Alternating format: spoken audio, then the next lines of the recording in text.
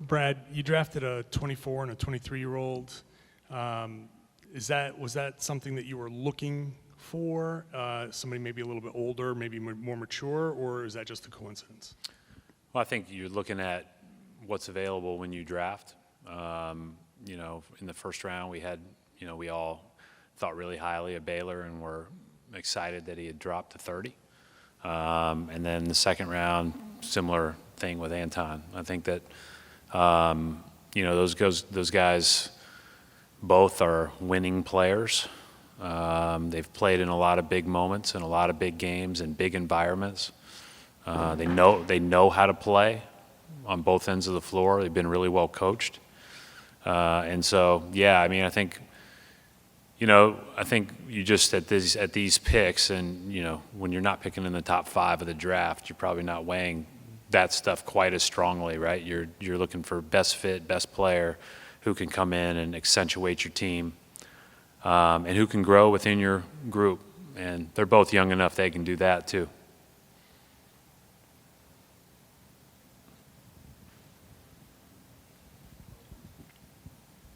Brad, you guys also released Kristaps had his surgery today with a pretty lengthy recovery timeline. What else can you tell us about his situation, and how does that timeline impact at all your priorities entering free agency here? Yeah, surgery went great. I think the way that it impacts us is just making sure we have the right amount of bodies for the start of the season. But obviously he'll be back, at some point soon into the season, and we'll go from there. But our guys did a really good job of playing without him this year, and figuring out the best way to navigate those times. But there's no question we're better when he's on the floor. And so, get him back, get him fully healthy, and get him ready to go, and let him do his little WWE entrance in the Garden whenever that time comes, and maybe we'll need a jolt in December or whenever that is, and that'll be a good little evening. Hey, Brad, Baylor was telling us this morning how he was here a couple years ago for a workout. Just what has stood out to you about his growth over the last couple of years? Well, I think he's done a good job of with his body. He has done a good job in the weight room. He's always been super skilled, super smart, and super tough. He's a basketball player now. He knows how to play. And so I think that, getting his body to the level it's been in the last couple years, and the way that that's translated into his performances in the Big East is not a surprise, because he's got a lot of good things going for him. Brad, on Kristaps, his absence, obviously you had a number of guys depth-wise that really filled in well for him throughout this year and even the playoffs. Some of those guys are free agents. How big of a priority is kind of that continuity at that position, given what the success those guys had last year? Yeah, I can't. Everybody on our roster we loved having here, and we'll continue to work on filling out our roster for the upcoming season. But there's no doubt that we'll really value continuity in that. And, on the coaching staff, obviously a couple of guys leaving. Charles, Jeff leaves for LA. How do you kind of go about replacing that brain power? I know Joe talked a lot about kind of internal ascension on that coaching staff, promotions, things like that. How do you kind of go about replacing guys who head out in terms of the coaching staff, or even what Jeff brought to the organization this year? Well, I think, anytime you have success, you're going to usually lose a coach or two, and that's pretty typical. So, and we've been used to that here, which has been, we look at it as a real positive, because it's opportunities for them to go and move on and usually move up and do the things that they want to do and kind of achieve their dreams. And at the same time, it opens up opportunities to move up here. And if we've done a good job in the years that we have, then not only are people, getting older, they're also really growing within their roles, and we're able to promote from within, and that should be the priority first. And I think we've got a good group to be able to do that with. And we may have a hire or two from the outside that more in the developmental roles. But we'll announce all that after that's all finalized, whenever that time comes. But I'm excited about the staff. I mean, I think Joe and entering year 3 with coaching in the last 2 playoffs is like dog years. So he and his staff have a lot more experience than even their age would indicate. Brad, back to the age question with Baylor and Anton. Last couple of years, the guys you brought in the draft were 19, 20 years old. How does it change things from a development track standpoint when you're bringing in guys who are now 23, 24? Well, I think guys are playing longer. And so it's not like, 23 and 24 is still young in the big picture of things. I think that both of those guys have shown good growth throughout their careers, and so you would anticipate they would continue to grow. And then I think, you're kind of looking at best of both worlds from our standpoint because, JD will be a free agent, but, we'd very much like to try to figure out a way to get him back in some capacity. And he's 21. Jordan Walsh is 20. Jaden Springer's 21. So some of our, it's funny, a lot of our draft workouts were older than the guys that were leaving the gym when the draft workout guys came in the gym. So we have some young guys in there that we think really highly of. And I do think that it's good to have a balance of that. I don't know that, all those guys and 2 19-year-olds, are probably ready for the long road like maybe this group will be with a couple more older college guys. Hey, Brett, how are you? Good. That's kind of what I was going to ask also, but there was so much speculation on television that there was like a bias against 23-year-olds, like Kennett from Tennessee was one kid who slipped, and they kept saying it was because he's 23 years old. Can you talk about that a little bit? And also the other question I want to ask you was, so many European players in the first round, and the Olympics obviously are going to be so competitive. Just make an observation about that. Yeah, I mean, basketball is a global game, and it's just continuing to expand. I think we all knew that in this particular draft, this was going to be a big draft for the international players. You kind of knew that right out of the gate. I think a lot of GMs, a lot of assistant GMs and scouts spent a lot of time in Europe this year, in Australia this year, and different places around the globe scouting. And I think that showed itself true. As far as the age thing, there's data on, the better bets are, as far as the highest upside are younger, right? But at the same time, each person's their own entity, and it's a long career ahead. So, again, we're not sitting in draft pick slots that are like, you get everything, right? So if you can find players that you think are really tough, really smart, about the right things, know the game, then you try to gobble them up, and make them a part of your program, and hopefully those guys can come in and accentuate our best players like we ask everybody else to. Hey, Brad. First off, the decision for an option on Sam Hauser's team option for the contract is due on Saturday. Has a decision been made there? And could drafting Scheierman have an impact on a potential extension with Hauser?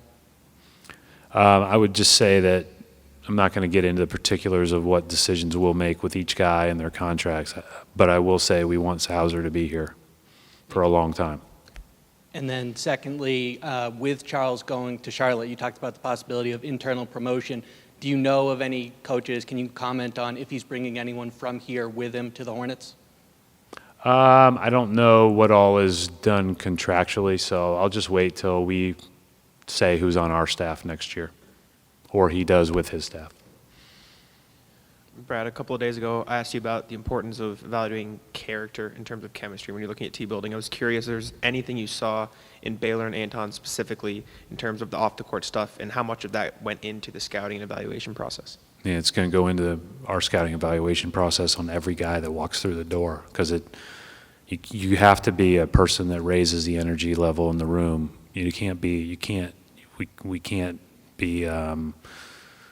dragging each other down. There's enough going on. The opponents are hard enough. So that's a huge part of our whole process, and these two guys are winners. And we believe that, and they like basketball. They work hard, and they're smart, and they're tough. And when they come here, they've got to continue to raise their level because our guys are too. Brad, continuing on that, everyone always focuses on like kind of the stars buying in and raising the energy level. How important is it from your vantage point to make sure that's consistent for like every single person? And how could like somebody at the end of a bench not being bought in affect the team? I think it's important for everybody that's in this building every day. It's important for the trainers and the coaching staff and for the front office and everybody else we can't have any, people, again, bringing the energy down. We just can't. We can't have somebody moving in a different direction. We can't have it. And so, as far as players go, I think that's they've been great. The biggest challenge in building a team year to year is getting guys comfortable in their roles because they got to embrace them and they got to realize that they can improve and grow through whatever their role is. But at some point, you've got to give for the good of the team. And the quicker you get to that point as a coaching staff with guys, the better that you can just focus on coaching basketball. And I think the reality is we all have to do that. All of us have roles in this building to play, and we all have to embrace it as well as we can. And when people don't, or when you're not evaluating for that stuff, then it's hard. It takes energy away from moving forward. And then, with the second apron now, there's like another threshold teams are kind of dancing with, trying to manage their cap. Instead of it just being like, does a taxi want to go for it? It's like, can a real contender deal with the second apron? How did you see teams kind of maneuver around that? How do you feel like that is started to impact the way everyone? Yeah, I mean, you saw a couple moves today where people are, either setting themselves up to sign the next contract or to do things that they can kind of dance around that second apron or to be just inside of it. I mean, obviously we're a little bit of, we project to be a little bit above, and but we projected to be that last year when we made those trades, and we knew kind of what we were getting ourselves into.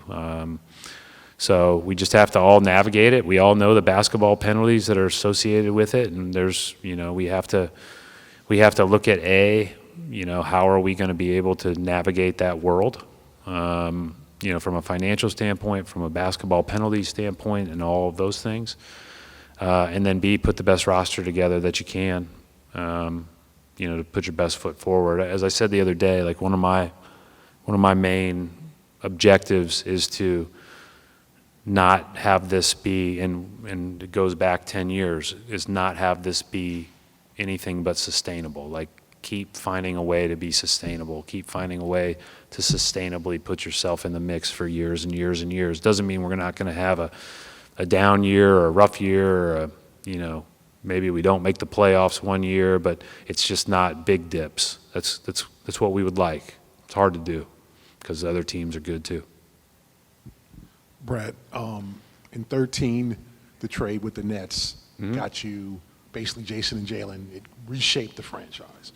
But it seems now the Knicks literally gave up 5 first-round picks for Mikal Bridges. Like, the worth of the draft seems to be dwindling, or for some teams, like just the first-round picks are kind of be given away. And how with NIL and some of these guys coming from out of nowhere and some of them not working out, and how is the draft in terms of roster building impacted this franchise, and how has it changed over the last decade? Because it seems like it's just so much different. Well, it's super important, though. I think, a lot of these teams, the Knicks included, stockpiled a bunch of picks that they had worked hard to get for a long time, and then, each of these teams decides when they're going to cash those in, right? And they obviously have a great team, and so they felt like this was a really good time, and sure looks like they're going to be really, really good. And so that's just part of it. As far as I'm concerned, obviously we haven't had much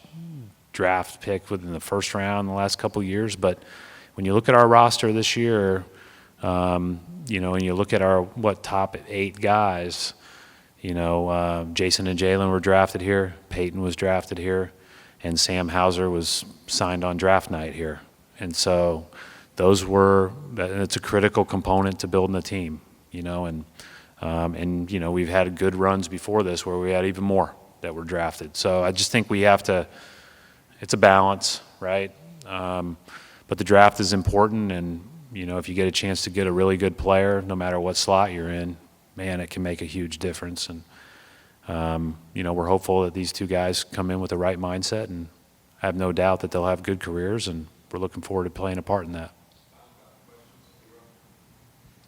Brett, you guys are in a pretty great spot roster-wise going back for next season, but with that comes some pretty hefty, you know, tax penalties with that payroll there. For going forward now, are you guys in a spot, are you impeded by that spending already when you're dealing with your own free agents right now or additional spending, or do you guys have still the green light from ownership to be able to even add to that now and going forward here? Well, I mean, I think you know, as far as like trying to extend our guys, and we talked about Sam earlier, and we'd love to have these guys that are extension eligible around here as long as we can. They're great. I mean, they're awesome, obviously.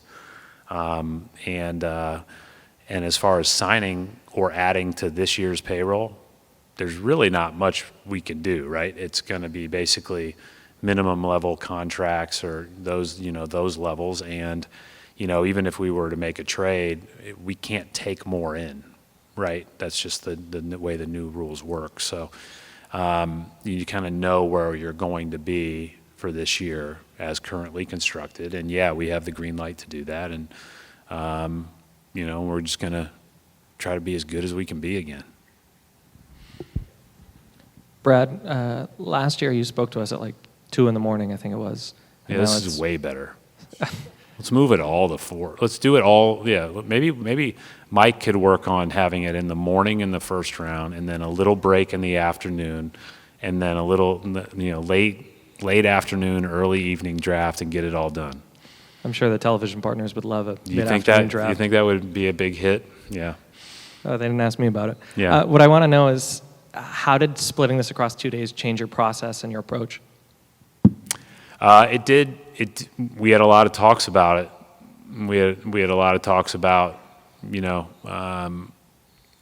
we have a really good second round pick in our coffers for next year, and we recognize that makes it a little different when you have it on a whole second day, you know, kind of like the NFL has had.